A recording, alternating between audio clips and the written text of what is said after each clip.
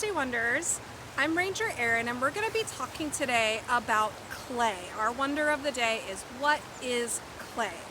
And clay is going to be one part of soil. So if we were to break down soil into 3 different sizes of soil particles, our biggest would be sand, our smallest would be clay, and the one in the middle would be silt.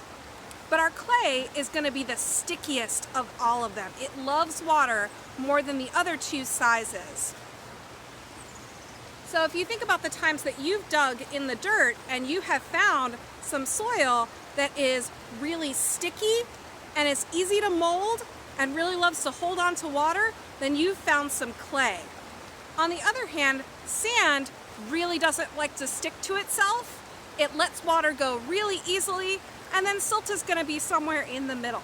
But our clay is really useful because it loves water so much. So when it's wet, it holds on to a lot of water. That's kind of good for our farmers. We want a little bit of clay in the soil because then we can hold on to some water to water our plants and trees and things like that.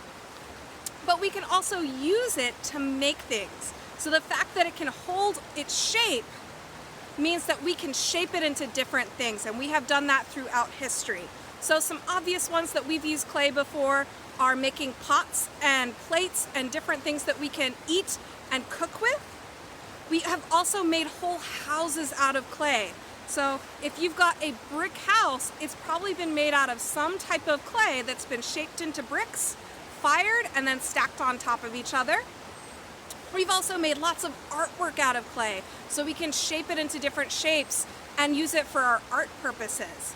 And then it also has a special place in history, as our oldest written communication has been on clay tablets. So long time ago, there was this form of writing that's called cuneiform, and they made big clay tablets. And they would make them nice and flat and smooth, and then they would stamp into the surface their writing. And then we've been able to see that way in the future. We have a little preserved history because that clay lasts for so long. Now when it's wet, like I said, it holds onto water, and you can dry it, but then you can get it wet again and it'll fall apart. So if you wanted to hold its shape like the brick on your house, it wouldn't be very good if a little bit of water hit it and then that clay would dissolve back into kind of that soil. Or your pottery, if you wanted to hold water in it, if it just sort of absorbed all that water, that wouldn't be very good. So clay has another different type of property. When you fire it really hot, it doesn't like water at all, so it doesn't let water pass through. So it's kind of a really special substance that we've got here that's right around in all of our different areas that we can find. In any soil you're gonna look and maybe find a little bit of clay. For your first activity, we're gonna see how that soil can be 3 different sizes. So you're gonna pick a spot. It could be on the edge of a forest, it could be in your garden bed, some soil that you're interested in kind of separating and seeing that clay, silt, and sand layer. And you're just gonna need a little hand trowel, a jar, and something to close that jar with. Got my jar, I've got my trowel, and I've chosen to dig a little soil in the forest. So I'm gonna clear away the leaf litter and the sticks to get down to the soil.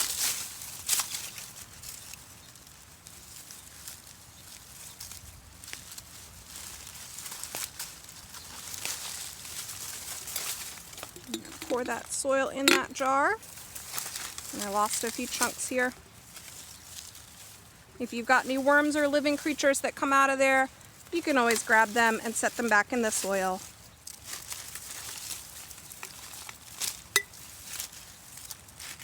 You want to fill up your jar maybe 1/3 to 1/2 of the way, depending on how big your jar is.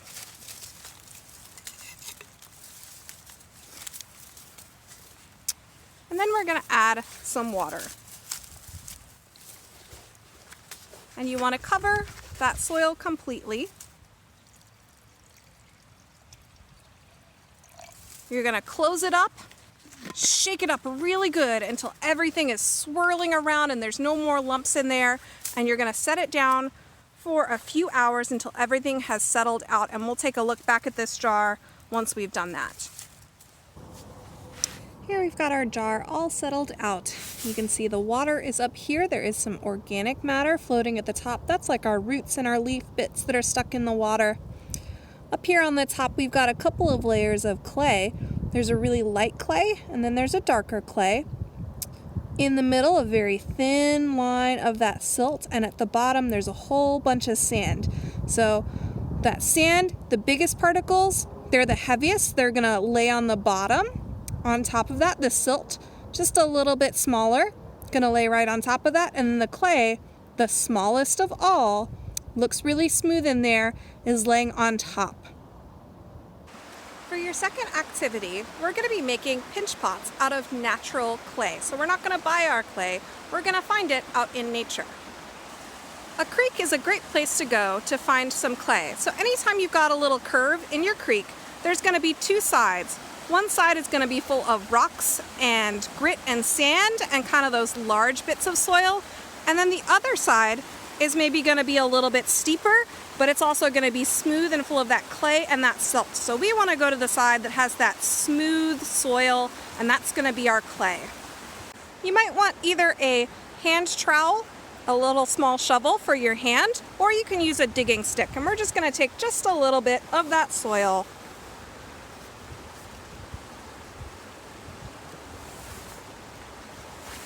And that clay can come in any kind of color. That soil can come in, this is kind of reddish. You can see it definitely likes to stick to itself, and we're going to need to add a little bit of water to this to make it work. Once you've got some water in there, you're going to have to squish it until you get all the lumps out, until it's nice and smooth.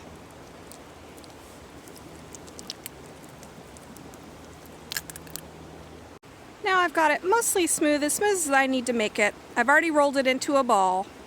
And to make your pinch pot, first thing you're going to do after you've got that ball is you're just going to press your thumb right into the middle and then pinch the side. And you're just going to keep doing that, pinching out the sides until you shape it into that pot shape.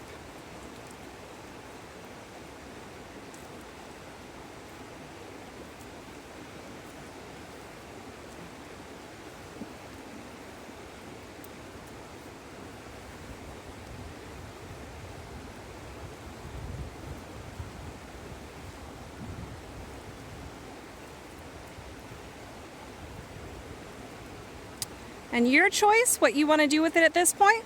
You can either set it down to air dry and come back to it later, or you can just return it to that stream bank and let it dissolve back into the creek. Thanks for joining me. I'll see you all next time.